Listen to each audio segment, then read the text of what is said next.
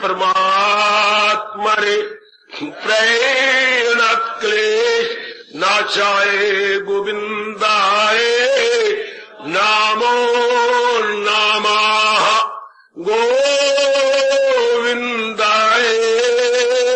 नामो नमः।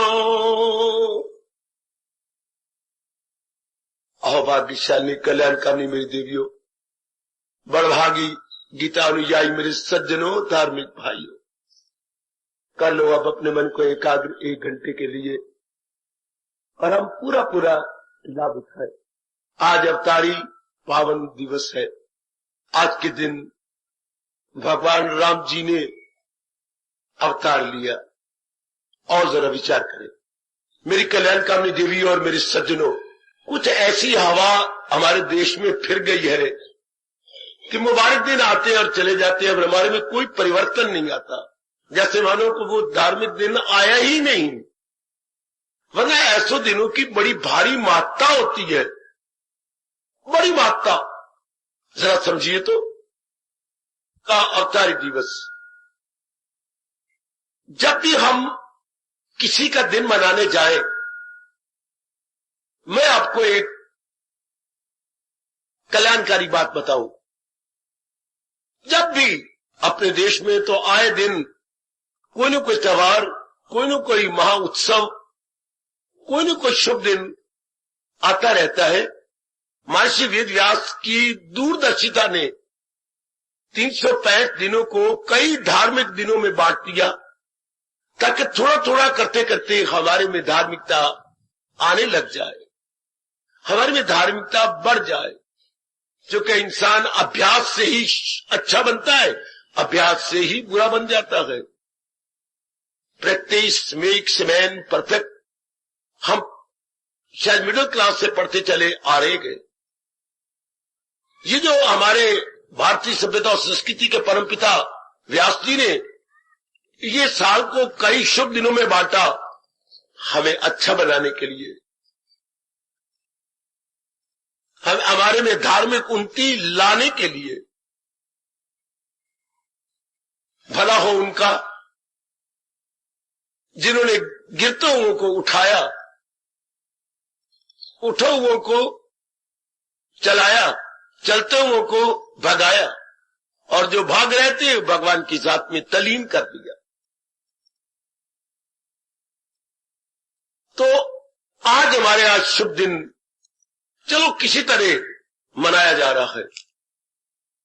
हिंदुओं में, हिंदू धर्म के मानने वाले में, वैदिक धर्म में, रामायण को अपने जीवन के अंग बना लेने वालों में ये विशेष दिन है। लेकिन जैसे मनाया जाना चाहिए वैसे नहीं मना रहे, विधि पूर्वक नहीं मनाया जा रहा, अविधि पूर्वक। तो मैंने अभी कहा था मेरे सज्जनों, मेरी देवियों, तो फिर ऐसे दिनों का यथार्थ लाभ क्या है? Solid gaining. ऐसे हॉलीडेज जब आते हैं उनकी सॉलिड गेनिंग क्या है? हमारा धर्म क्या कहता है? हमारा वैदिक धर्म इसके बारे में क्या प्रकाश डालता है? यही बताना चाहता हूं। हम लोग जो धार्मिक है, कल्याणकामी है, और कोई अपने जीवन से ठोस लाभ लिया चाहते हैं, ऐसे दिनों को कैसे मनाएं? तो लीजिए, हमारे यहां जो भी बड़ा समझा जाता है उसके साथ शास्त्र भी अटैच्ड होते हैं। अनुयायी तो होते ही हैं, उनके प्रशंसक भी होते हैं एडमायरर, लेकिन साथ शास्त्र भी होते हैं। वो तो चले जाते हैं पर शास्त्र में शिक्षा देता चला जाता है। आइए, इतनी बड़ी रामायण हमारे संत शिरोमणि गोसाई जी महाराज ने लिखी, उसका सार क्या है? रामायण है क्या? भगवान जी का पावन चरित्र, भगवान राम का पावन चरित्र। तो पहले हम ये विचार करते हुए आगे चले, भगवान जिनको नहीं विश्वास, मैं उनसे भी ये दो बातें करना चाहता हूं कि भगवान का अवतार नहीं होता। ठीक है, आप जिसको पक्का रखेगा भगवान का अवतार नहीं होता, जो इस तरह मानते हैं कि भगवान का अवतार नहीं होता, सर्वव्यापी का अवतार नहीं होता। बहुत सुंदर, अति सुंदर। लेकिन जरा एक बात देखिए, जब भी कोई नौरानी हस्ती, अलौकिक और दिव्य हस्ती किसी भी नौरानी रूप में प्रकट होती है तो उसका एक ही उद्देश्य होता है। मेरे बुजुर्गों, मेरे भाइयों, माताओं, मेरी नेक बेटियों, एक ही उद्देश्य, चाहे भारत के चोटी के अवतार भगवान राम या कृष्ण हुए हैं, ये चोटी के दो अवतार हुए हैं, उनका एक ही उद्देश्य होता है। ध्यान से सुनना जरा, क्या आपके जीवन में आरामी लाना, आपके जीवन को सुखल्ला कर देना, सुविधा पूर्वक आप अपना जीवन गुजारें। ये बड़े बड़े जिन्होंने अवतार लिया या बड़े बड़े संत आते हैं, गुरुदेव आते हैं या कोई और दिव्य पुरुष आता है, एक ही उद्देश्य कि मनुष्य जाति के मनुष्यों को सुख से जीना सिखा दे, आराम से दिन कट जाए, आराम से जिंदगी कट जाए। सुनो मेरी देवियों, मेरी माताओं, बेटियों, बुजुर्गों और भाइयों, जरा हमेशा याद रखना, हमारे जीवन में आरामी लाने के लिए, बेआरामी को भगाने के लिए अवतार हुए, अवतारों के अनुयायी हुए, अवतारों को मानने वाले संत महात्मा हुए, ऋषि, महर्षि, देव ऋषि, राज ऋषि, ब्रह्म ऋषि तक इस भारत को स्पर्श करके बहुत कुछ दे के चले गए। और तो और जिनमें मेरे बच्चे आजकल के पढ़े लिखे मॉडर्न, मेरी बेटियां और मॉडर्न मेरे भाई लगे हुए हैं, यही एक पाठ पढ़ाए हुए। साइंटिस्ट क्या कर रहा है, ये थोड़ी सी भी आप साइंस से जानकारी रखते हैं आपके जीवन को सुखल्ला बनाने के लिए, उसने इतनी इजादे की, इसका सार क्या है सुखल्ला बनाने के लिए? देरी और दूरी हटा दी, जहाज बना दिए, रेलवे बना दी, टेलीफोन बना दिए, वायरलेस बना दी। ये सारा क्यों?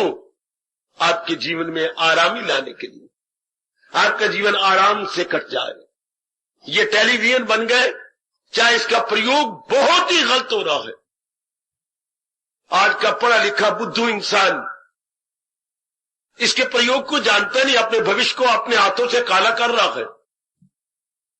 आज की मेरी बेटियां जो लट्टू हुए पड़ी हैं इसके ऊपर, नहीं, किसी भी चीज को देखना हो तो उसके परिणाम को देखो कि जिस तरीके से हम टेलीविजन का प्रयोग कर रहे हैं इसका परिणाम हमारा भविष्य बहुत काला हो जाएगा, हमारा मन बारमुखी हो जाएगा, हमारा मन कामी, क्रोधी, लोभी, लालची बन जाएगा।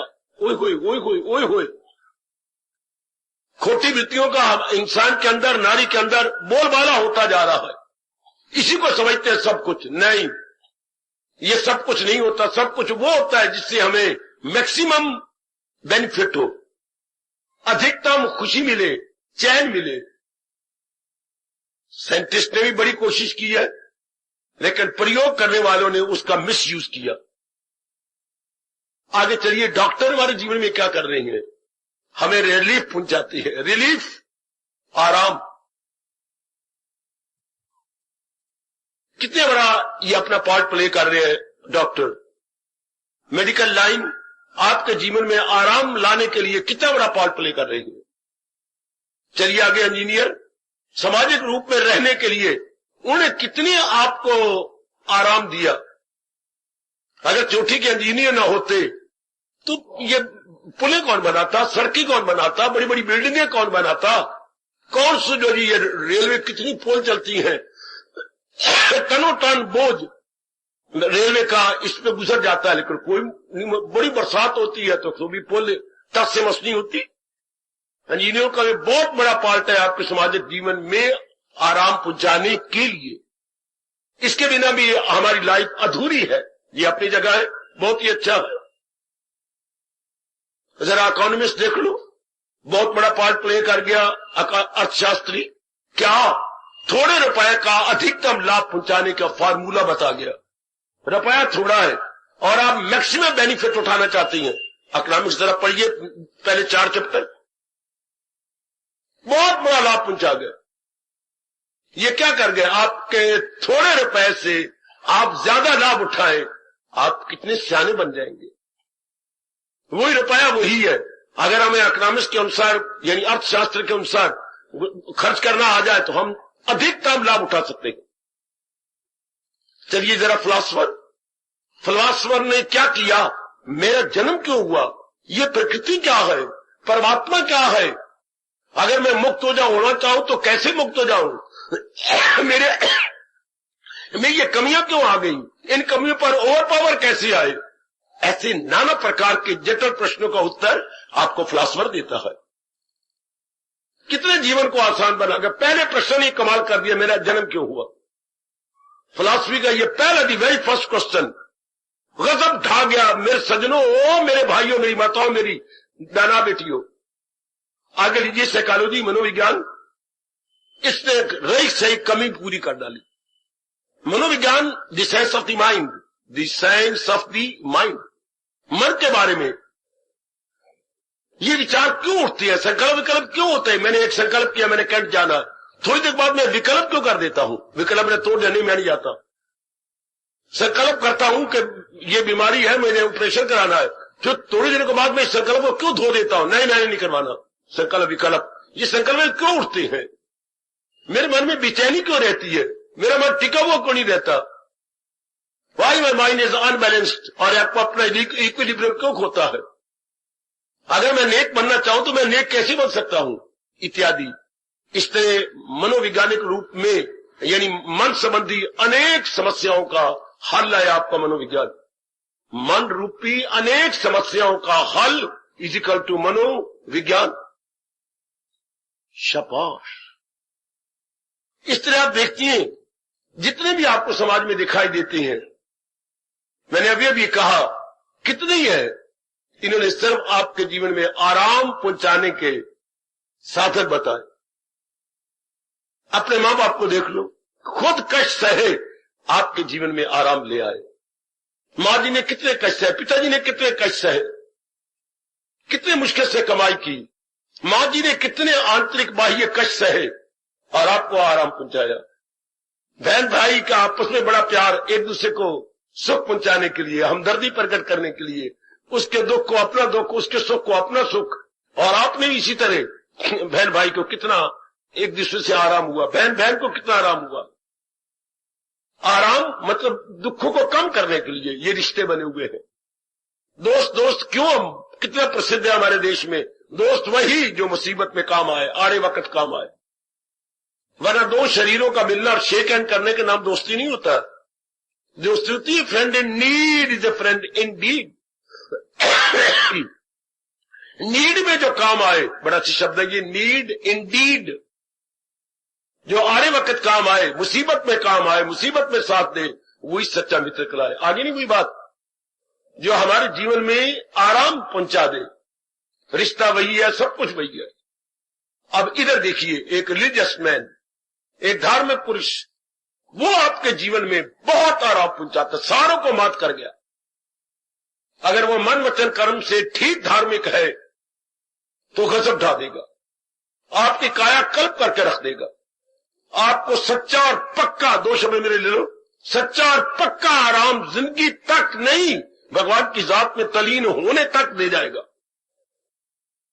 इनके सामने इन सारों ने, साइंटिस्ट ने, डॉक्टर ने, साइकोलॉजिस्ट ने, फिलोसोफर ने, है इकोनॉमिस्ट ने घुटने टेक दिए, इनके सामने नतमस्तक हो गए। चूंकि इनका जो समझाने का ढंग होता है इंसान पर बड़ी जल्दी असर होता है, क्यों, ये खुद अनुभवी होते हैं, इनके मन की तार भगवान तक मिली होती है। और भगवान आप जानते हैं क्या है, डिवाइन पावर के घर है, दैवी शक्ति के घर। तो जैसे हम 3 पिन प्लग सॉकेट में डाल दें तो क्या हो जाता है, उससे पावर आ जाती है, इलेक्ट्रिक पावर उस तार में आ गई, उससे जो मर्जी काम चला लो।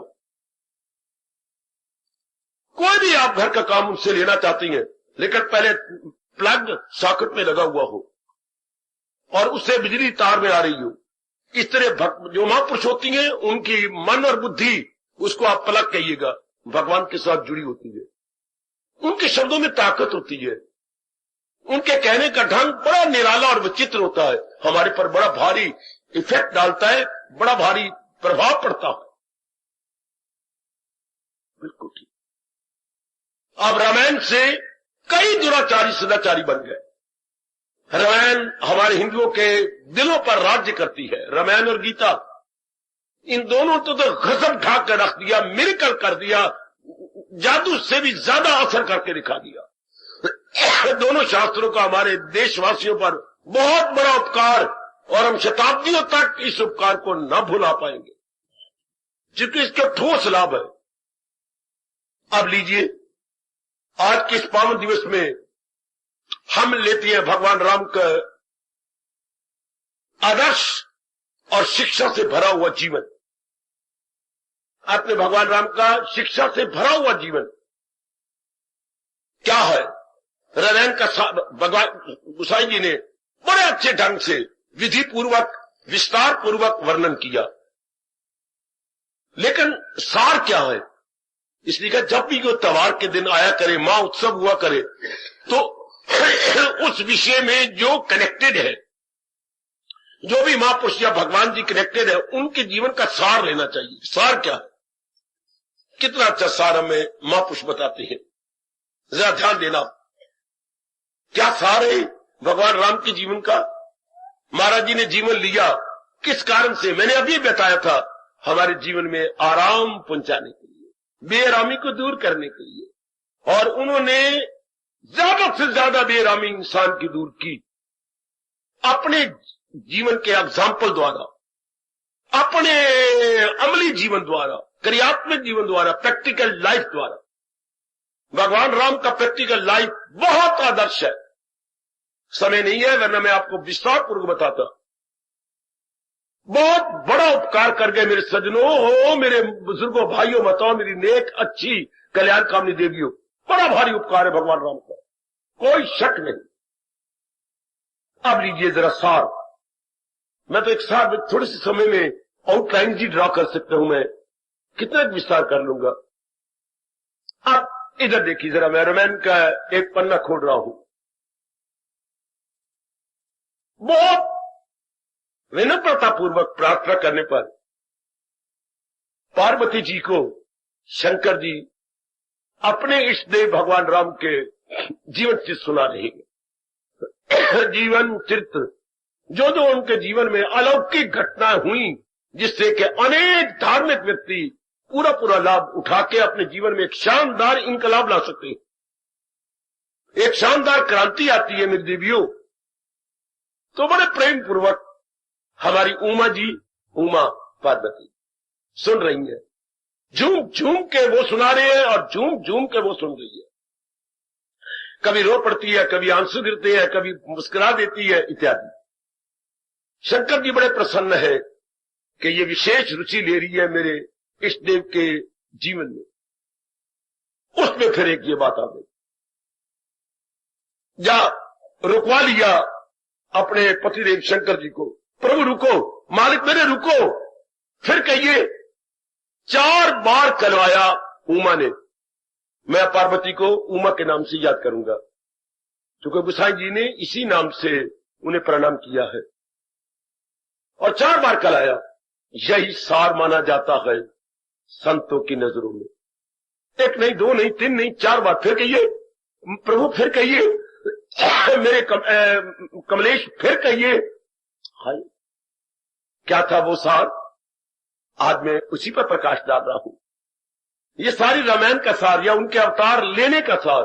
मैंने अभी भी कहा ना, ये जो भी त्योहार होते हैं, ये हमारे जो भी रिलीजियस मैन हुए, ये उन्होंने क्या किया, हमारे जीवन को आराम से भर दिया, हमारे जीवन में से बेआरामी निकाल दी। डॉक्टर तो सिर्फ हमारी शारीरिक रिलीफ देती है, शारीरिक रिलीफ, मानसिक नहीं, बौद्धिक नहीं, पारिवारिक नहीं, सामाजिक नहीं।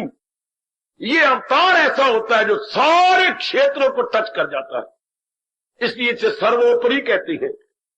है हां, supreme among all, supreme among all. चूंकि यह सारे क्षेत्र को टच कर गया, शरीर को, मन को, बुद्धि को, परिवार को, समाज को, परलोक को। एक इंसान 24 घंटे में इन्हीं क्षेत्रों में रहता है मेरी देवियों, मेरे सजनों। और राम ने कमाल किया, बहुत गजब ढाया। मैं तो एक झांकी दे रहा हूं। अब क्या कराया बार बार उमा ने। महाराज जी ने जब सुना रहे थे तो गोसाई जी वर्णन करते हैं कि ये प्रसंग आ गया। लीजिए सरकार, और भी जरा गौर से सुनिएगा क्या प्रसंग आ गया उनके सामने। उमा कहूं मैं अनुभव अपना, सत्य हरि भजन जगत सब सपना। री उमा कहूं मैं है अनुभव अपना, सत्य हरि भजन ये जगत सब सपना। इसी को रिपीट करवाया हमारी जगत जननी उमा ने, जगत माता उमा ने। ये सारे सारी रामायण का, भगवान जी के अनमोल आदर्श जीवन का। तभी ऐसे दिन आए और हमें लाभ पहुंचाया। दिन आए और खा पिया लिया, कपड़े अच्छे पहन लिए और चल दिया। कुछ फायदा नहीं है ऐसे काम करने का। हमारी में परिवर्तन आए, हमारी बुद्धि में, हमारे मन में, हमारे कर्मों में, हमारे व्यवहार में, तब ऐसे दिन हमारे जीवन में मुबारक गिने जाते हैं। हमारे में खास तब्दीली आ जाती। शादी के बाद आप में तब्दीली आ जाती है, आप में भी तब्दीली आ जाती है। नौकरी एक अच्छी मिल जाए तो आप में तब्दीली आ जाती है। लड़का पहला पैदा हो जाए तो आप में बड़ी शानदार तब्दीली आती है, रौनक आती है। तो महाराज जी के भी जब अवतार होता है तो बड़ी भारी जनता में तब्दीली आ जाती है। जैसे आज का दिन था पावन दिन, हमारे में तब्दीली आ जानी चाहिए। कोशिश करता हूं कि जरूर आए ये पावन दिवस, बाद में अस्त तो पहले हमारे में तब्दीली आ जाए। आइएगा जरा, क्या कह रहे हैं हमारे उच्च कोटि के देवता शंकर जी, जो बात बात में दूसरों पर खुश हो जाती हैं। इसलिए इनके अनेक नामों में एक नाम है आशुतोष। आशुतोष, जल्दी प्रसन्न हो जाने वाले। आज जरा देखिए क्या सार जिसको उमा झूम उठी, उनके जीवन का सार तो उमा। अब हम सब, अब मैं ही और आप उमा है। वो तो उनकी शक्ति थी जो उनमें समा गई। हमें बताने के लिए ऐसी शक्तियां आती हैं, सीता के रूप में, राम के रूप में, कृष्ण के रूप में, और उधर हमारी जो है और अनेक सखियों के रूप में, खासकर राधा के रूप में वो तो समा गई। अब वारी तो हमारी आई है। वो तो एक आदर्श रख के चले गए, आइडियल समाज के सामने रख के, जो हमारे जैसे कल्याणकामी जीव टाइम टू टाइम हुए थे, हो रहे हैं, आगे भी होंगे, फायदा उठा करके अपने जीवन को सफल कर लेंगे। तो आइए क्या सुंदर बात कही, सार बात, निचोड़, क्रीम। उमा कहूं मैं अनुभव, मैं अपनी बात कहने जा रहा हूं, अपने अनुभव को बता रहा हूं। ग्रंथ पढ़ी नहीं, किसी के कहे हुए नहीं, आंखों से देखी नहीं। मैं कौन सी बात कह रहा हूं? उमा कहूं मैं अनुभव अपना, जो मैंने अनुभव किया जीवन में। वाह वाह भोले शंकर, वाह। जो मैंने, इसका ज्यादा असर होता है, जो अपना अनुभव बताए। पढ़ा हुआ नहीं, जो पढ़ा हुआ तो उसके अनुभव में आ जाए। अगर सुना है तो अनुभव में आ जाए, अगर देखा है तो अनुभव में आ जाए। दूसरों पर प्रभाव तो तब पड़ेगा वो अपना निजी अनुभव हो, निजी सेल्फ एक्सपीरियंस। आज इस बात की बड़ी कमी आ गई धार्मिक व्यक्तियों में, धार्मिक प्रचारों में, धार्मिक व्यक्तियों में, श्रोताओं में। अपनाने की चेष्टा नहीं करते, उपदेश के अनुसार अपने जीवन को प्रैक्टिकल नहीं बनाते, इसलिए जनता पर प्रभाव नहीं पड़ता। मेरी देवियों, इसलिए हमारे पर असर नहीं पड़ता और हम नेक नहीं बनते। इधर देखिए कह कौन रहा है? शंकर, चोटी के देवता क्या कह रही हैं? कहूं अनुभव अपना। मैं तो अपना अनुभव कह रहा हूं। इसलिए देखो कितने वर्ष गुजर गए रामायण को, 16वीं शताब्दी में हुई है रामायण, यानी प्रकट की गई।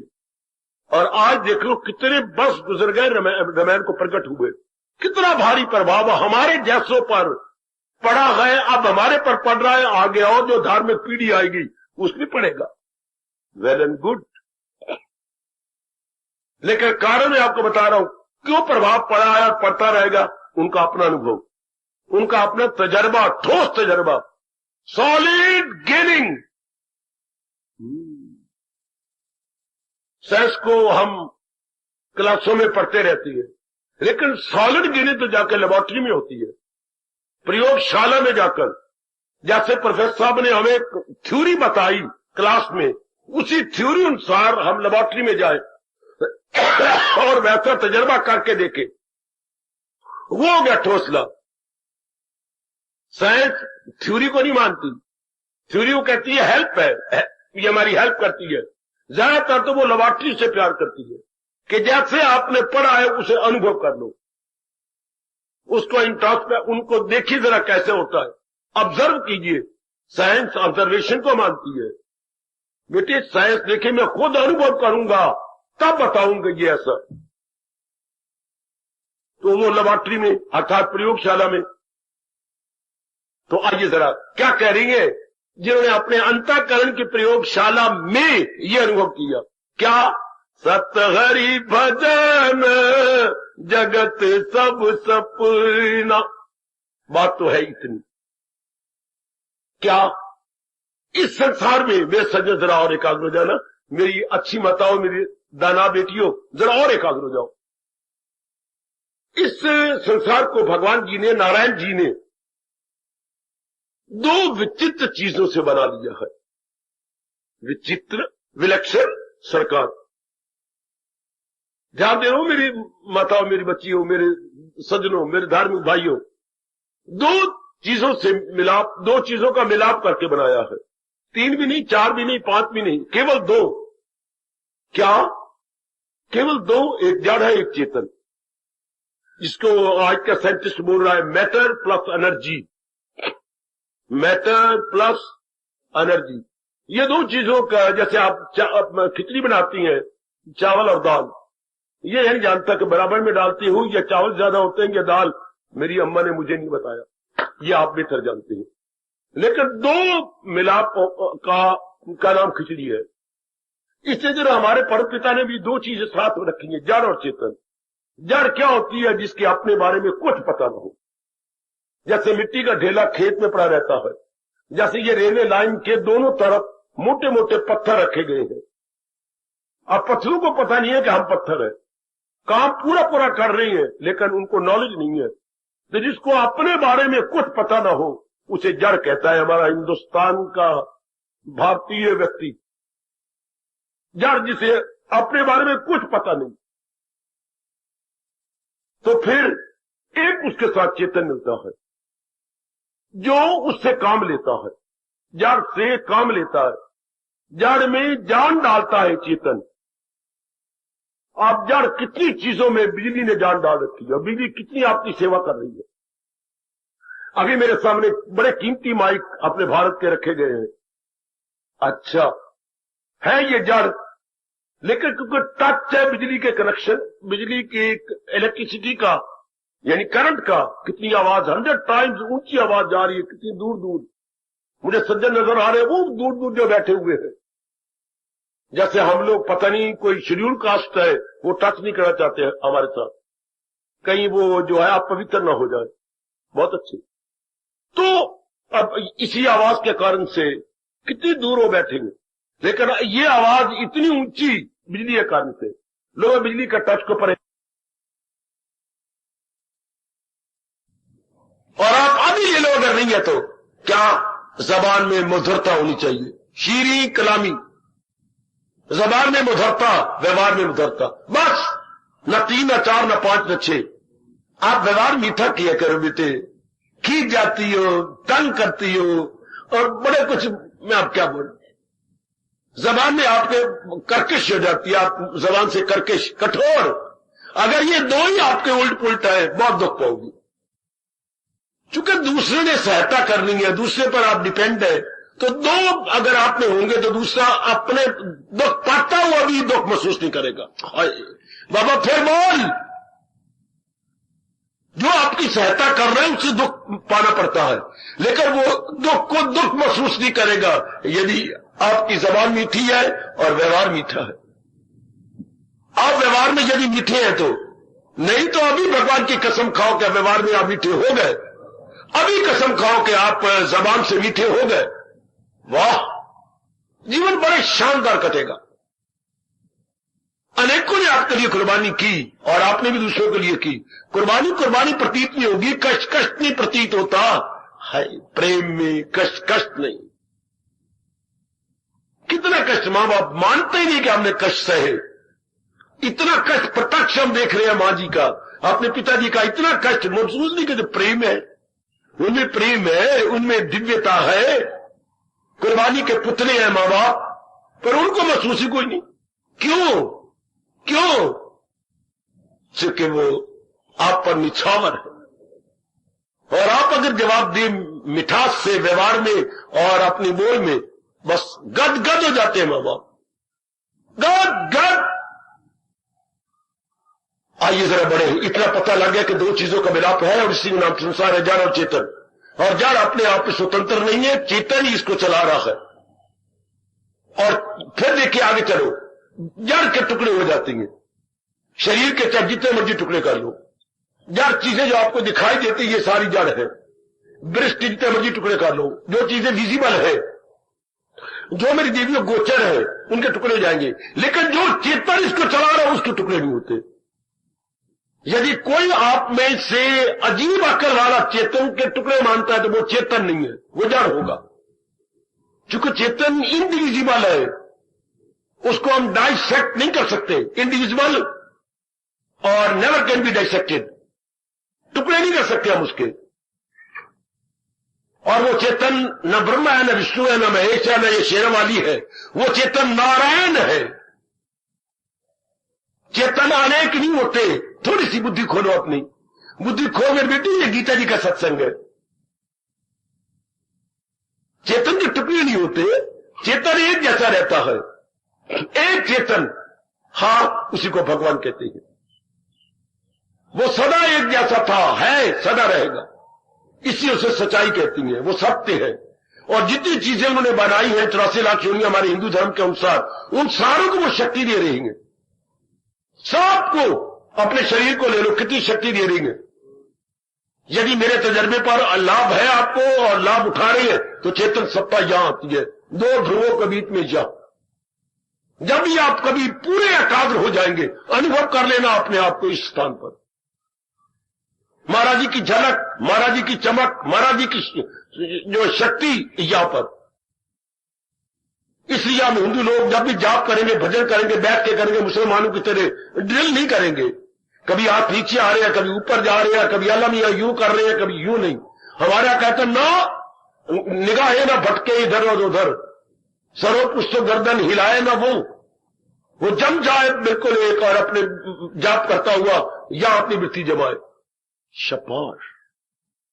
तो जीव का जो है मन और बुद्धि दोनों, मन तो जाता है बुद्धि में, बुद्धि तली हो जाती है इसमें, तब हम अपने उस जात को अनुभव करते हैं। वरना ये जड़ है। ये तो बिल्कुल मुर्दा जैसे मिट्टी का ढेला होता है। आपने कोई ना कोई तो लाश देखी होगी, अर्थी देखी होगी, शव देखा होगा। शव में क्या था? कुछ भी नहीं था, जड़। किसी भी आंख को पकड़ लो, उसको पता ही कोई नहीं। आंखें अगर यूं है तो यूं, अगर सिर यूं है तो पिट भर तुम सारे परिवार वाले उसके सिर को यूं सीधा तो करो, आप करो भी सही, थोड़ी देर बाद घर पर छोड़ो, एक गया।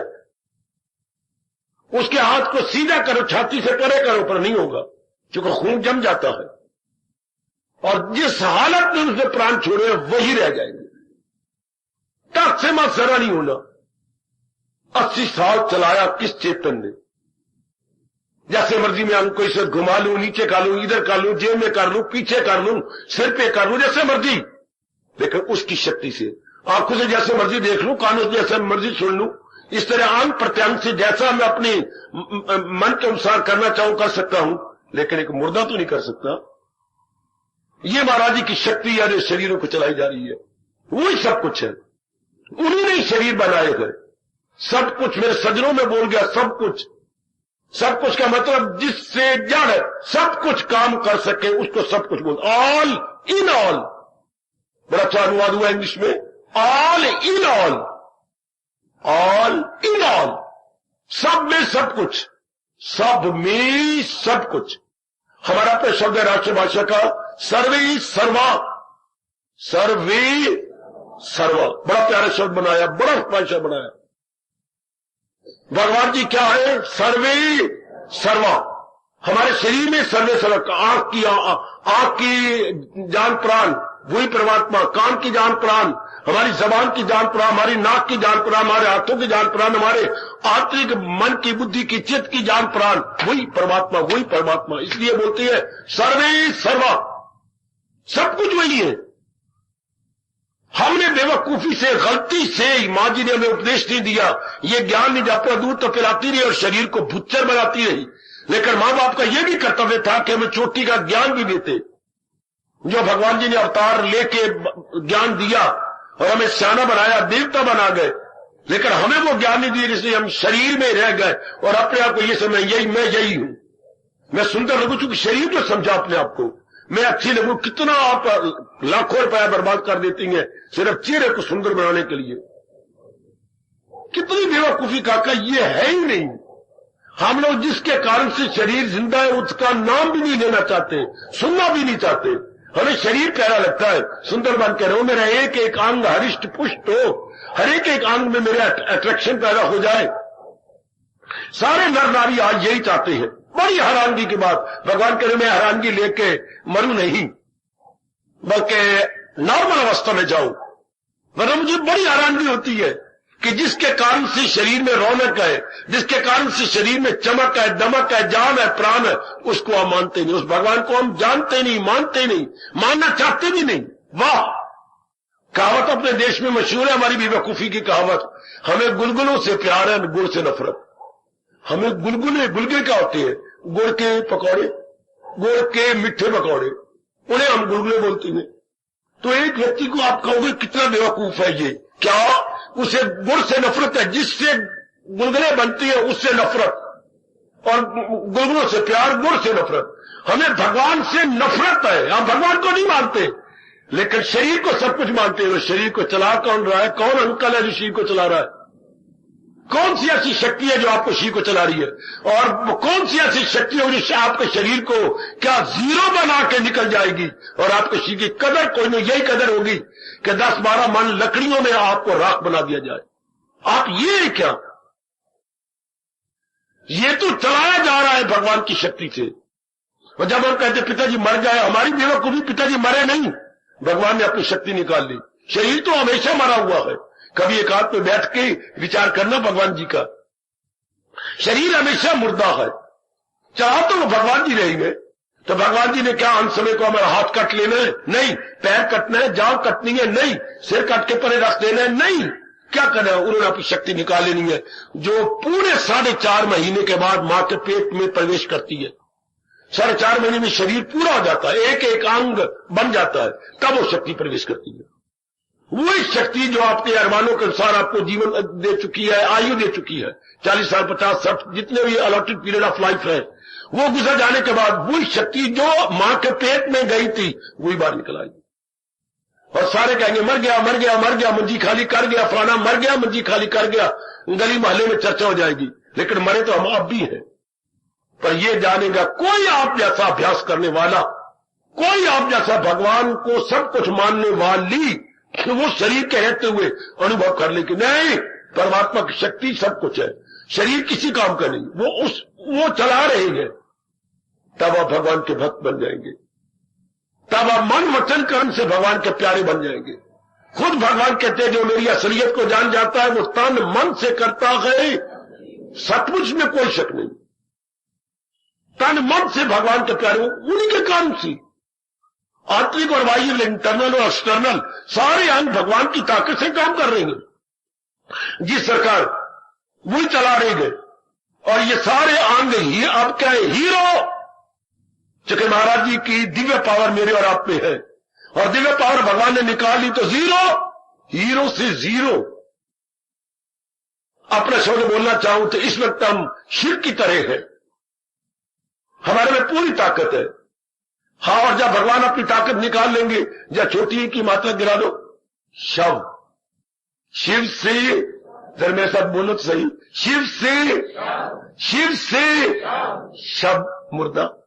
ये शव यात्रा में हम सम्मिलित होते हैं, ये फ्यूनरल प्रोसेशन, शिव से शव, बिल्कुल सब रौनक गई, सब ताकत गई, सब चहल पहल गई।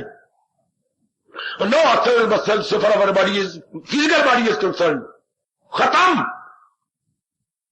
तो जब यूं समझ आ जाती है तब पता लगता है कि इस शरीर में अगर सत्य है तो वो परमात्मा की शक्ति, और ये तो कुछ नहीं, ये दिन बदन कभी मां के पेट में बाहर निकला, शिशु बन गया, फिर बालक बन गया, कितना बदल रहा है, फिर किशोर बन गया, फिर युवक बन गया, फिर प्रौढ़ बन गया, फिर वृद्ध बन गया। कितने एक शरीर के रहते हुए ये रंग बदलता है, गिरगिट की तरह कितने रंग बदल गया, फिर बिल्कुल बूढ़ा हो गया, आहा, और मरने की ओर चल पड़ा। या भारतीय कवि ने कमाल कर दिया ये कहकर, जवानों को मौत लेने आए और बूढ़ा खुद मौत की ओर जाए। जवानों को मौत लेने आए और बूढ़ा खुद मौत की ओर जाए। कैसे मुंह चिपक गया, कैसे हाथ का मांस लटक गया, कैसे सारे दांत जो मोतियों जैसे थे गिर गए, आंखों से दिखना कम हो गया। जो इतना प्यार से बोला करता था वो बोलती बार उसके मुंह से थुक्के निकलती हैं, बाबा मैं क्या करूं, बाबा तो आगे रुमाल रख लिया कर, अच्छा रुमाल रखूंगा। ये बात इतनी रौनक थी उसी के कारण से। तो वही सत्य होता है जो हमेशा रहे, जिसमें कोई परिवर्तन ना आए। तो इस सारी सृष्टि को बनाने वाला सत्य है, वही सत्य। और ये चीज जो बनी है नियम होता वो एक दिन आएगा, ये सब चीजें उसी में समा जाएंगी। ये सब की सब मेरे सजों में देवियों उसी में वापस चली जाएंगी, जिसे हम प्रलय कहती हैं अपने हिंदू धर्म के अनुसार, अपने वैदिक धर्म के अनुसार। प्रलय, प्रलय का मतलब ही जो जब प्रलय तो उपसर्ग है, लय मैंने जो चीज आई थी उसी में लय हो गई। जैसे आप अपने महाराज जी की वाणी सुनने के बाद क्या हो जाएंगे, प्रलय हो जाएगी। क्या जहां से आप आए थे वहीं चले जाएंगे अपने घरों में, चाहे बड़ी दूर दूर से आया है आपके सिटी से और कैंट से, वहीं चले जाएंगे।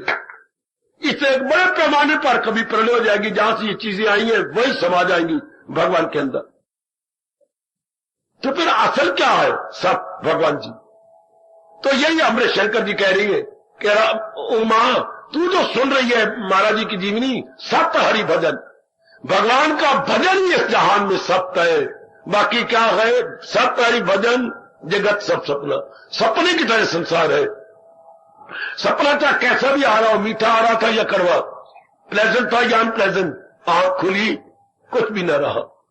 इसी तरह हमें जीते जी ज्ञान मिल जाए और ज्ञान अपना बन जाए, जगत कुछ नहीं। जगत से मन उपराम हो जाता है। वो मेरे सजनों, जगत से मन टूट जाता है। जैसे आप अपने आप असलियत का पता लग जाने के बाद, रियलिटी को भली प्रकार जान लेने के बाद संसार का रस खत्म हो गया। संसार अज्ञानता में कुछ रस देता है, ज्ञान में नहीं। ज्ञान में खत्म। जैसे तालाब का पानी सूख जाता है, खत्म। आप कमाए ना, आपकी इज्जत घर में कोई नहीं करेगा। आप भी इज्जत करते हैं तो उनकी कामना पूरी होती है पिताजी द्वारा। पत्नी की कामना पूरी हुई है, माँ जी की कामना पूरी हुई है, बहनों की कामना, भाइयों की कामना, अड़ोसी पड़ोसी की कामना। तो फिर आपकी कोई कदर नहीं करता, आपके धन की कदर हो रही है। क्योंकि आपके धन के द्वारा अनेक कामनाएं पूरी होती हैं, अनेकों की, इसलिए वो आपकी कदर कर जाते हैं। तो तालाब की कदर पानी भरा हुआ हो, शरीर की कदर इसमें मालिक की शक्ति प्रवेश कर रही हो, तब इसकी कदर होती है। लेकिन हम नहीं जानते, अब हम जानते जा रहे हैं कि अगर शरीर की वो कदर करता, पिताजी कहकर, मामा कहकर, चाचा कहकर, कोई भी अपना रिश्ता जताकर कदर कर रहा है तो केवल परमात्मा की शक्ति कारण से। जब भी भगवान ने अपनी शक्ति खींच ली, कोई कदर नहीं। सभी मुंह फेर लेते दम निकल जाने के बाद, सब अपना मुंह फेर लेंगे। आइए मेरे सजनों, जब ये पता लग गया, पता लगता है एक के कारण से ये सारा चमत्कार हो रहा है। अपने शरीर से शुरू करना, फिर जिनके साथ आप बहुत ज्यादा मोह करते हैं, प्यार करते हैं, फिर उन पर अप्लाई कर देना कि केवल उन्हीं के कारण से। मैं कहता हूं मैं पत्नी के बिना नहीं रह सकता, मेरी जान, आप कहते हैं पत्नी आपके बिना नहीं रहती, मेरी जान निकलती है। बेटे भूल कर रही है, जरा गौर से देख। कहना चाहिए था जो आप में शक्ति है, जो पति बनाए हुए है, उसके बिना तो मैं रह नहीं सकती। ये कहना यूं, हम शरीर को सब कुछ समझे बैठे हैं। जो शरीर यूं जा रहा है, गौर कर लेना, जिस शरीर को सब कुछ समझे, जो शरीर यूं जा रहा है जैसे पानी में पतासा घुलता जा रहा है, डिजॉल्व होता जा रहा है, आप अच्छा जानते हैं। इस तरह शरीर इन तत्वों में घुलता जा रहा है। ये भला कहां रहने वाला है? कबीर ने तो कमाली कर दिया ये कहकर क्या कि ये तो संसार एक चक्की है, चक्की जिसमें जो भी दाना डालोगे पिस जाएगा। तो संसार भी तो चक्की है। चक्की में कितने पुड़ होती हैं बाबा? 2, एक ऊपरला एक निचला। निचला फिक्स होता है, ऊपरला हिलता रहता है, दाने पिसता जाता है। इसी तरह 2 पुड़ा संसार के अंदर, एक आकाश और एक धरती, और उसमें हम सारे जीव दानों की तरह है, दिन रात पिसते जा रहे हैं, दिन रात पिस रहेंगे। चक्की चल रही है मेरे सजनों, ओ मेरी देवियों, मानो ना मानो, जानो ना जानो, मैं आपको बताता जाऊंगा। संसार की चक्की चल रही है, उसमें हम बीच में 2 पुड़ों के बीच में ही साबत गया न कोई साबत नहीं जाता, पिस जाती है, उनका दरिया बन जाता है। ना अगर चने की आपको पीसना हो तो दाल तो बड़ी बनाई है, चने की दाल बन जाएगी, 2 फाड़ हो जाएगी, गुड। इससे सब तो वही है जो सब कुछ कर रहा है, और जिसने बनाया जो पाल भी रहा है। भगवान जी इसके रचयिता भी है, पालन करता भी है। इसलिए वो कह रहे कहूं मैं अनुभव अपना, वो सत्य हरि भजन जगत सब सपना। अगर कोई चोटी का काम है तो भगवान का भजन, वही हमें जिंदगी में भी खुश रखेगा, और शरीर छोड़ने के बाद भी हम भगवान की जात में समा जाएंगे। फिर गर्व में नहीं गिरेंगे, आपको दुख नहीं देंगे। फिर ऐसा जी महाराज जी की जात में समा गया। मेरे सजनों, आज के दिन का जो रामनवमी का पावन दिवस है, हमें यूं लाभ उठाना चाहिए था कि महाराज जी के अवतार लेने का सार क्या है। What is the purpose of life so far our avatar is concern. हमें गहराई में ये उतरना चाहिए। हम अपने वो दिन जायका आज महाराज जी का देने दी, बधाई नहीं लक्ष्मी नहीं हुक्मी, बधाई आज भगवान जी का। तो इससे क्या हो गया? बधाई देने के क्या मतलब क्या हुआ? नहीं, हम ये बैठ के गोष्ठी लगाते, ज्ञान गोष्ठी। आज के दिन अवतार लिया तो मतलब क्यों अवतार लिया? और अवतार अगर हमारे भले के लिए तो क्या हमारे पर भला कर गए?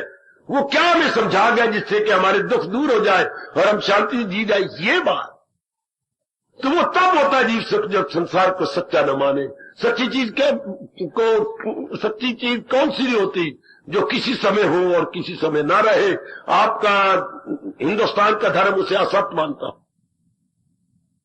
जो किसी वक्त हो। आप पिताजी माँ बाप को हम सच्चा माने, वो तो थे, हमें सुख दे के चले गए, ना दादा दादी सुख दे के चले गए, और भी जो सुख दे के चले गए तो वो सच्चे नहीं थे, थोड़े दिनों के लिए आए थे।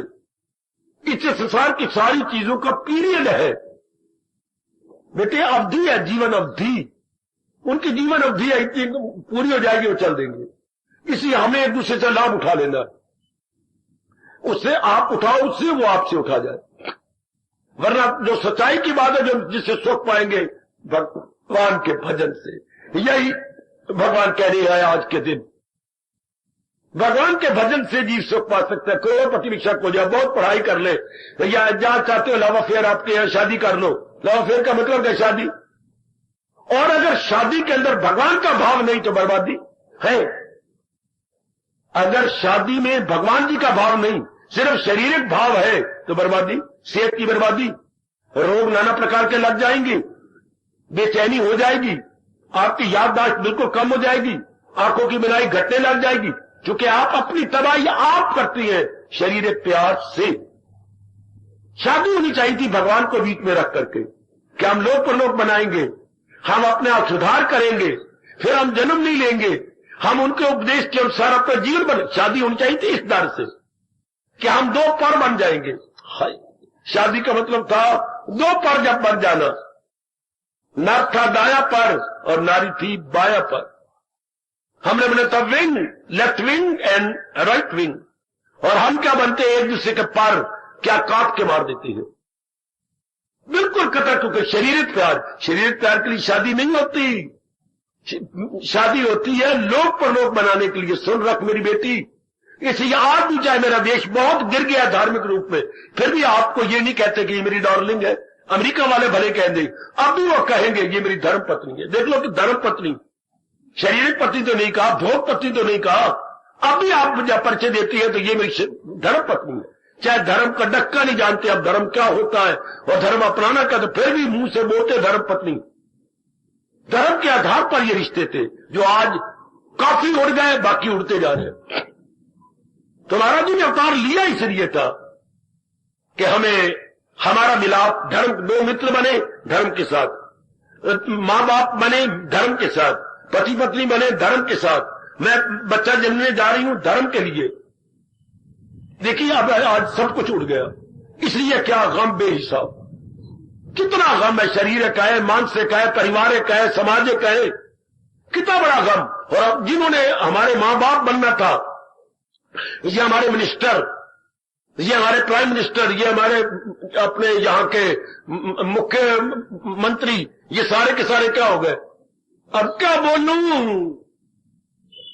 जिन्होंने हमारी मां बाप की तरह रक्षा करनी थी, हमें उनकी देनी थी, और आज क्या बने हुए देख तो लो, क्या बन गए लुटेरे।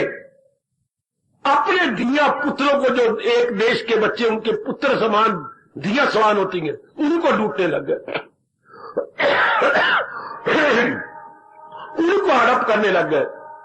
और खुद क्या चाहती है, खुद काफी धन बटोरना, काफी इज्जत बटोरना, लोगों की वाह वाह लेना, इज्जत बटोरना, बस अपने लिए ये सेवा भाव या उनकी देना, वो कहां गया। अभी आपने श्री बंसीलाल जी ने साबित कर दिखाया कि जनता मेरा आदर करती, मेरे कई कामयाब हो जाते और कई एमएलए या एमपी बन जाते, तब तो ठीक था। मेरे तो एक ही कामयाब हुआ है और बाकियों कई कामयाब हुआ, इसलिए जनता मुझे नहीं चाहती।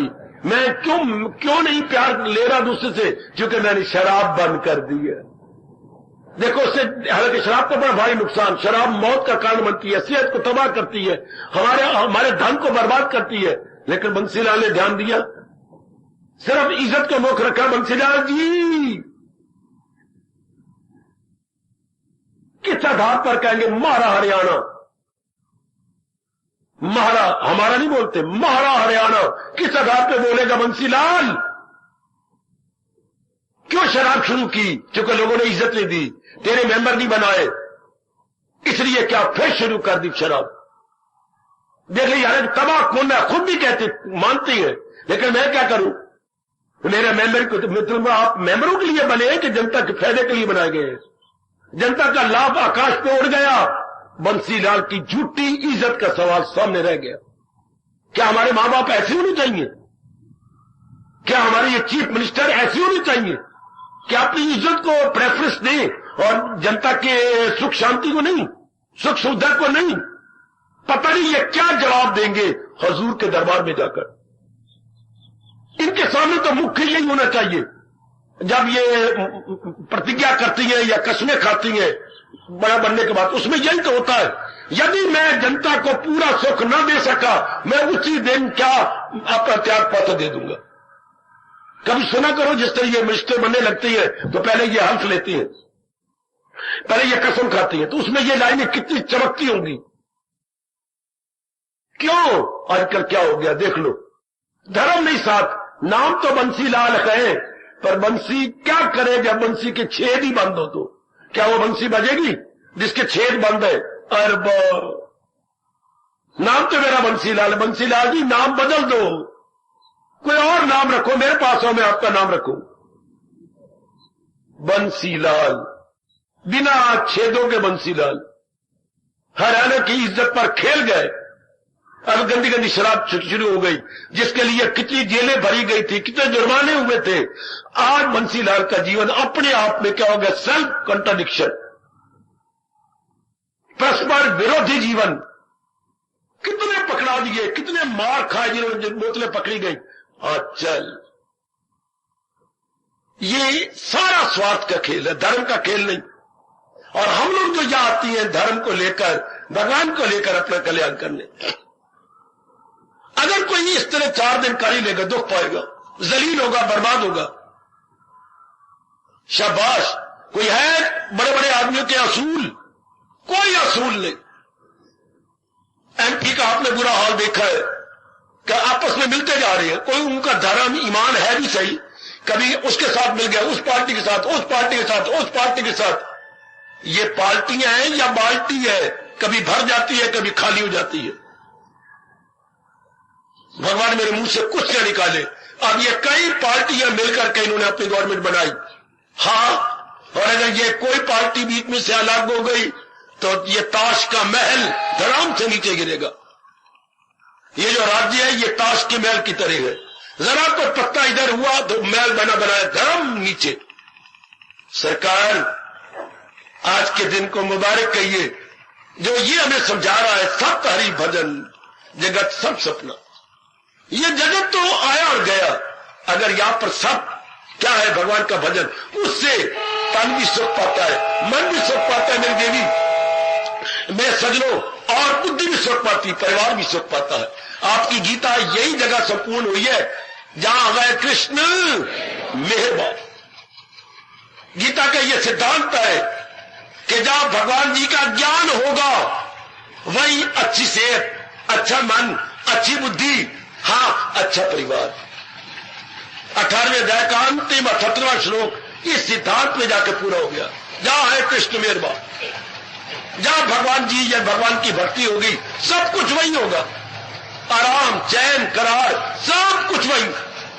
जैसा आप जब से महाराज जी की वाणी की कदर कर रही है, जब से मेरी देवियां भगवान की वाणी को सुन करके अपना रही है, देख लो आपके जीवन में कितनी रौनक, आपके जीवन में रौनक ना आती, इतनी दूर कौन आता। आपका मन न देरी देखता है न दूरी देखता है, बल्कि हाजिर हजूरी, न देरी न दूरी, हाजिर हजूरी, और अपना लाभ उठा लेती है। तो ये है रामायण का सार, सत्य हरि भजन जगत सब सपना। जिसके लिए झूठ, मकर, फरेब, चोरी, यारी, हवा, बुगस, कीना ये खेले जा रहे, वो तो सपना है, वो तो रहने वाले नहीं। सपना क्या होता है? थोड़ी देर रहने वाला। संसार का सपना लंबा है, रात का सपना जरा छोटा होता है। इसको बोलेंगे दीर्घ सपन, उसके कहते हैं अल्पकालिक सपन, थोड़ी देर रहने वाला सपन। सपना आया गया, सपने को ही हम बर्बाद करते जा रहे हैं, थोड़ी देर रहने वाले जीवन को बर्बाद कर दिया। लेकिन असल हम लोग जो कल्याणकामी है, कदर कर रही है, कदर करेंगे, सत्य हरि भजन, सत्य हरि भजन। हम ये साबित करके जाएंगे कि अगर सत्य है जिससे सुख मिलता है और कल्याण होता है तो भगवान के भजन से, न के जहान के भजन से नहीं, कंचन के कामी कीर्ति के भजन से। मेरे बुजुर्गों, मेरे भाइयों, मेरी बताओ, और मेरी पार हो जाने वाली बेटियों, जहान के भजन से नहीं, भगवान के भजन से। जीव अपने लोक पर लोग दोनों बना के जाता है। आज का मुबारक दिन है, भगवान राम जी का अवतार दिवस है, इसको पक्का कर ले कि सत्य हरि भजन, वरना कितना बुरा ताना मारते हैं आप।